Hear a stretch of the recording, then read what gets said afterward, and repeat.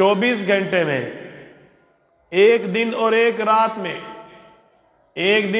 रात में तकरीबन 60 कुरान पाक मुकम्मल कर लेते थे।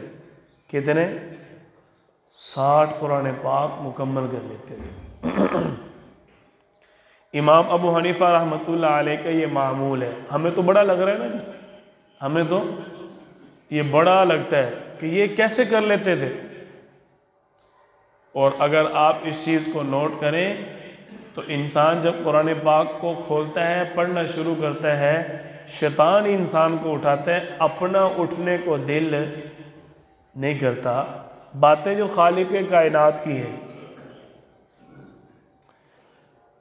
अल्लाह ताला ने अपने कुर्ब का ज़रिया सजदे को फरमाया है।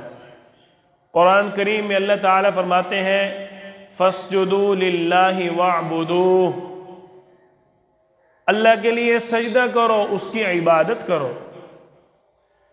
अल्लाह ताला फरमाते हैं वस्जुद वक़्तरिब, अल्लाह को सजदा कर और अल्लाह के करीब हो जा।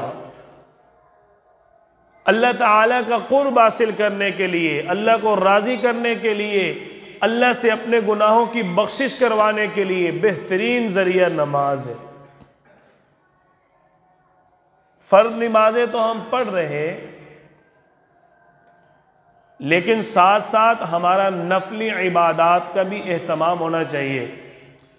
रमज़ानुल मुबारक के महीना के अंदर तो हमें इबादत के अलावा कोई काम नहीं होना चाहिए, इबादत होनी चाहिए। आप सल्लल्लाहु अलैहि वसल्लम के बारे में हज़रत आयशा रज़ी अल्लाह अन्हा फरमाती हैं, जब रमज़ान का चाँद नज़र आता आप सल्लल्लाहु अलैहि वसल्लम इबादत का खूब एहतमाम फरमाते, और जब आखिरी अशरा शुरू होता आप सल्लल्लाहु अलैहि वसल्लम अपने बिस्तर को और आपका बिस्तर आप सल्लल्लाहु अलैहि वसल्लम को दोनों भूल जाते, अपने बिस्तर पर आते ही नहीं थे आखिरी अशरा 10 दिन। और बिहम्दिल्लाह अल्लाह ताला ने चंद सालों से ये शर्फ अता फरमाया है कि हम इस चीज़ का एहतमाम करते हैं और करने की कोशिश करते हैं। अल्लाह ताला कबूल फरमाए। नफली इबादत अर्ज़ कर देता हूँ, क्योंकि रमज़ान मुबारक में आप हज़रात के जोश जज्बात तो होते हैं, लेकिन मामूलात का पता ना हो तो फिर बंदा परेशान होता है। वमिनल लैली फतहज्जद बिही नाफिलतन लक, रात के आखिरी हिस्से में तहज्जुद की नमाज है। आधी रात के बाद तहज्जुद की नमाज का वक्त शुरू हो जाता है। तहज्जुद की नमाज का वक्त आधी रात के बाद शुरू हो जाता है और तुलुए फजर का वक्त शुरू होने से पहले तक रहता है, यानी जो सहरी का वक्त ख़त्म होना है वहाँ तक तहज्जुद की नमाज का वक्त है। सही बुखारी में आप सल्लल्लाहु अलैहि वसल्लम के बारे में हज़रत आयशा रज़ी अल्लाह अन्हा फरमाती हैं, आप सल्लल्लाहु अलैहि वसल्लम रमज़ान मुबारक में और रमज़ान के अलावा पूरा साल तहज्जुद की 8 रकात पढ़ा करते थे। तो हमें तहज्जुद की 8 रकात का एहतमाम करना चाहिए। 2 के साथ गुजारा हो जाता है, 2 भी अदा हो जाती हैं, लेकिन कोशिश करनी चाहिए कि कम से कम 8 रकात पढ़े। रमज़ान में तो पढ़ लेना, रमज़ान में तो कम से कम हम 8 रकात पढ़े ना। इसके बाद नफली नमाज है इशराक, गुरूब तुलुए आफ्ताब। इशराक की नमाज का वक्त सूरज निकलने के 15 मिनट बाद शुरू होता है। तुलुए आफ्ताब यानी सूरज निकलने के 15 मिनट बाद से लेकर तकरीबन 2-2.5 घंटे तक रहता है इशराक की नमाज। इशराक के नफल आप सल्लल्लाहु अलैहि वसल्लम ने 2 भी पढ़े हैं, 4 भी पढ़े हैं, तो कोशिश करनी चाहिए कम से कम 4 नफल तो अदा करें। इसके बाद जब सूरज तकरीबन 2-2.5 नेज़े के बराबर बुलंद हो जाए, जो आजकल तकरीबन 3 घंटे का वक्त बन रहा है, सूर्य निकलने के 3 घंटे बाद या 2.5 घंटे बाद चाश की नमाज का वक्त शुरू हो जाता है। तो चाश की नमाज में आप सल्लल्लाहु अलैहि वसल्लम ने 8 रकात भी पढ़ी हैं, 10 भी पढ़ी हैं, 4 का ज़्यादातर एहतमाम फरमाया है, कम अज़ कम 4 तो पढ़नी चाहिए। यहाँ मैं एक बात और अर्ज़ कर देता हूँ, नवाफिल में 2-2 करके पढ़ना है, इससे ज़्यादा नहीं पढ़ना। चाहे 4 पढ़ें, 2 पढ़ें, 8 पढ़ें, जितने भी पढ़नी 2-2 करके। इसके बाद नवाफिल हैं अव्वाबीन के। ये वो नफल इबादात हैं जो आप सल्लल्लाहु अलैहि वसल्लम अक्सर फरमाया करते थे, अक्सर इबादत करते थे। ये अव्वाबीन के नफल मगरिब की नमाज के फ़र्ज़ों के बाद कम अज़ कम 6 रकात पढ़नी चाहिए, 2 सुन्नतें, 2 नफल और फिर 2 नफल अव्वाबीन की नीयत से। कम अज़ कम 6 रकात और ज़्यादा से ज़्यादा अव्वाबीन के 20 नफल आप सल्लल्लाहु अलैहि वसल्लम पढ़ा करते थे। तो अगर आप 7 रकात मगरिब की पढ़ रहे, 2 और पढ़ लें, अव्वाबीन के नफलों का सवाब मिल जाएगा। आप सल्लल्लाहु अलैहि वसल्लम फरमाते हैं, जिस शख्स ने अव्वाबीन के नफल पढ़े उसको 12 साल की इबादत का सवाब मिलेगा। तो अव्वाबीन के नफल पढ़ना आसान है, मुश्किल नहीं है। देखो 4 तो आप पढ़ रहे हैं ना, 2 सुन्नतें और 2 नफल, 2 और पढ़ लें, 2 नफल अव्वाबीन के और साथ मिला लें तो आपको इतना बड़ा सवाब मिलेगा। इसके अलावा नफली इबादत है नमाज हाजत, यानी कोई ज़रूरत पेश आ गई, कोई काम नहीं हो रहा, कोई काम अल्लाह से मांगना चाहता है, करवाना चाहता है, किसी चीज़ की ज़रूरत है, तो 2 नफल अच्छी तरह वज़ू करके अदा करें और उसके बाद रो कर गिड़गिड़ा कर अल्लाह ताला से अपनी उस ज़रूरत के लिए दुआ मांगे। ये आप सल्लल्लाहु अलैहि वसल्लम को सुन्नत अमल है, नमाज हाजत नफल इबादत। हमारे बहुत सारे काम ऐसे होते हैं जो नहीं हो रहे होते लेकिन नमाज के ज़रिए हो जाते हैं। तो रमज़ान मुबारक का महीना है, कम अज़ कम सारी नफली इबादतें एक मरतबा तो ज़रूर अदा करनी चाहिए। बाकी पूरा साल इसका एहतमाम हो, ये तो बड़ी फजीलत वाली बात है, हिम्मत तो करनी चाहिए इंसान को। इसके बाद नफली इबादत है नमाज तौबा। ये जो मौजूदा हालात, इतने फितने, गुनाहों का इतना आम हो जाना, फहाशी और ज़िनाकारी बदकारी का इतना आम हो जाना, कदम कदम पर बदनज़री है, कदम कदम पर गुनाह कबीरा पड़े हुए हैं। हमें तो रोज़ाना नमाज तौबा पढ़नी चाहिए, रोज़ाना नमाज तौबा पढ़नी चाहिए। एक अल्लाह वाले फरमाते हैं, एक इंसान रोज़ाना नफल इबादत में 2 नफल तौबा के अदा करके अल्लाह का शुक्र अदा करता है, ये भी कम है, ये भी कम है कि अल्लाह ने उसको तौफीक दी। नमाज तौबा में भी 2 नफल पढ़ के उसके बाद अपनी तौबा के लिए अल्लाह के सामने रो रो कर गिड़गिड़ा कर अल्लाह ताला से माफ़ी मांगे।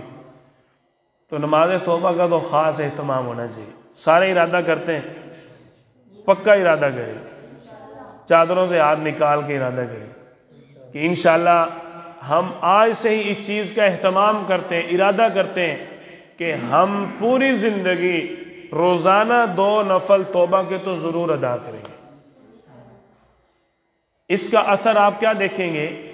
आप सल्लल्लाहु अलैहि वसल्लम के पास एक सहाबी आए, या रसूलल्लाह कारोबार नहीं है, रिज़्क़ नहीं है, रिज़्क़ की वजह से बड़ा परेशान हूँ, क्या करूँ? आपने फरमाया इस्तिग़फ़ार करो भाई, तौबा करो अल्लाह से। जब अल्लाह ताला माफ़ कर देगा तो फिर रिज़्क़ आएगा कि नहीं? भाई एक जगह बंदा मुलाजमत कर रहा हो, मालिक नाराज़ हो, उसको कुछ देता है? मालिक नाराज़ हो कुछ देता है? कुछ भी नहीं देता। और अगर वो मालिक से माफ़ी मांग ले तो मालिक अगले पिछले और ज़्यादा साथ दे देते। वो तो फिर सारी कायनात का मालिक है, वो तो सारी कायनात का मालिक है। तो जब हम उससे माफ़ी मांगेंगे तो हमें रिज़्क़ मिलेगा, हमारे काम होंगे, हमारे रिज़्क़ में बरकत होगी। दूसरा काम रमज़ान मुबारक में जिसको करने का हमें भरपूर एहतमाम करना चाहिए, अल्लाह के रास्ते में माल खर्च करना। एक बात और अर्ज़ कर देता हूँ, रमज़ान मुबारक के महीना में एक नफल का सवाब 70 नफलों के बराबर है। एक रिवायत के मुताबिक एक नफल का सवाब फर्ज के बराबर है रमज़ान मुबारक के महीना में, और एक फ़र्ज़ का सवाब 70 फ़र्ज़ों के बराबर है रमज़ान के महीना में। कितना बड़ा अजर है। तो रमज़ान मुबारक के महीना में भरपूर नवाफिल का एहतमाम करना चाहिए। अल्लाह ताला ने दूसरा जो हमें हुक्म दिया अपने रास्ते में माल खर्च करने का, इसी तरह रमज़ान के महीना में 1 रुपये खर्च करने का 70 रुपये खर्च करने का सवाब है। एक के बदले 70।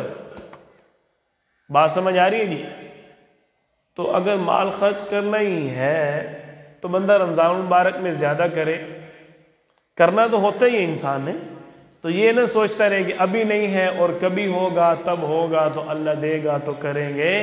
देखो भाई, बात ये है कि अगर आज आप अपने पाँव पर खड़े हैं तो ये अल्लाह की मेहरबानी है। अल्लाह ताला ने कितना कुछ दिया, अभी तक कहते हो अल्लाह देगा, अभी तक कहते हो अल्लाह देगा। अल्लाह ने जिनको आंखें नहीं दी उनसे पूछो आंखें क्या है, जिनको अल्लाह ने हाथ नहीं दिए, पाँव नहीं दिए, उनसे पूछो हाथ पाँव क्या है। तो रोज़ा बदन का सदका है और रोज़े का भी एक सदका है, वो सदका जिसको सदकातुल फितर कहा जाता है, जिसको हम अपनी ज़ुबान में फितराना कहते हैं। फितराना और सदकातुल फितर दोनों एक ही चीज़ है। सदकातुल फितर के बारे में एक बात याद रखें कि सदकातुल फितर में जो निसाब है उसको देखना है।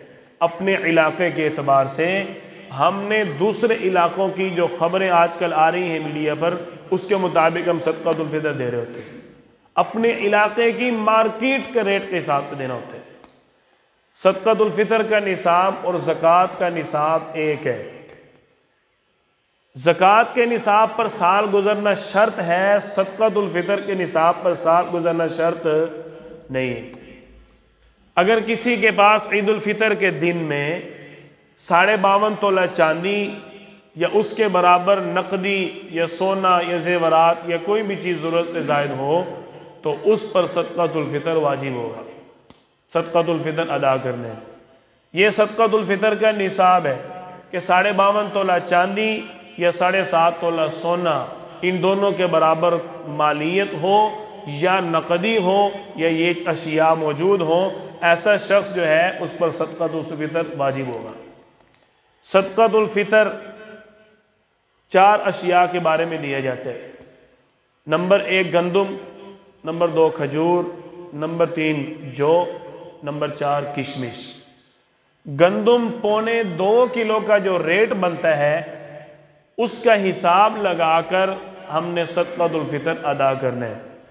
या 2.25 किलो गंदुम अदा कर दें या 2.25 किलो गंदुम का जो मार्केट का रेट है वो अदा करना है। इसी तरह खजूर, जौ और किशमिश, इनका 3.5 किलो का हिसाब लगाना है। 3.5 किलो का जो मार्केट में रेट बनता होगा वो हमने अदा करना है। आज 2 रमज़ान 1444 2023 को हमारे शहर चनियोट में तकरीबन गंदुम के हिसाब से 2.25 किलो गंदुम का जो सदकातुल फितर है वो 180 रुपये बन रहे हैं। कम अज़ कम 180 रुपये एक बंदे का फतराना है। और मैं बहुत दर्द के साथ ये बात वाज़े कर रहा हूँ, आज सोशल मीडिया का दौर है। हमारे पास अगर किसी ने कोई सवाल दे दिया तो हम उसको, रिश्तेदार है या कोई भी है, हम उसको अपने शहर का फतराना बता रहे होते हैं, अपनी मार्केट का फतराना बता रहे हैं। अब रात में देख रहा था जामिया अशरफिया लाहौर वालों ने जो सदकातुल फितर निकाला है वो 220 रुपये निकाला है। अब लाहौर का रेट और चनियोट का रेट गंदुम का एक तो नहीं है भाई, मार्केट के रेट के हिसाब से होते हैं। तो जो हमारी मार्केट का रेट है उन्हें उसके मुताबिक अदा करना है। और वहाँ के लोग जिनके रिश्तेदार यहाँ रहते हैं वो इनसे पूछ के कम से कम अदा कर रहे होते हैं। और दूसरी बात यह है कि जो जितना मालदार हो वो उतनी अच्छी चीज़ का अदा करे भाई। अमीर से अमीर तरीन बैंक में 10 करोड़ पड़े हैं और सदकातुल फितर 180 रुपये दे रहे हैं। सुभान अल्लाह। भाई अच्छी चीज़ का अदा करें ना। खजूर, किशमिश जो 3.5 किलो का हिसाब लगाएं, ये तकरीबन 1200, 1800, 2600 रुपये तक बनते हैं। तो हमें इनका रेट बनाकर देना चाहिए। जितना मालदार है उतना अच्छा सदकातुल फितर अदा करें। सदकातुल फितर अदा करने का वक्त क्या है? ईद उल फितर की नमाज से पहले पहले सदकातुल फितर अदा करना ज़रूरी है। ईद की नमाज से पहले पहले सदकातुल फितर अदा करना ज़रूरी है। ईद से पहले भी अदा कर सकते हैं, ईद वाले दिन भी सुबह अदा कर सकते हैं। ईद की नमाज पढ़ने के बाद अदा तो करना होगा, लेकिन मकरूह है। ईद से पहले पहले अदा करना ज़रूरी है। ये अल्लाह ताला ने रोज़ा का सदका रखा है ताकि ईद पर गरीबों को उनका हक मिल जाए। अल्लाह ताला हम सब को दीन समझ कर उस पर अमल करने की तौफीक अता फरमाए। व आखिरु दावाना अल्हम्दुलिल्लाह।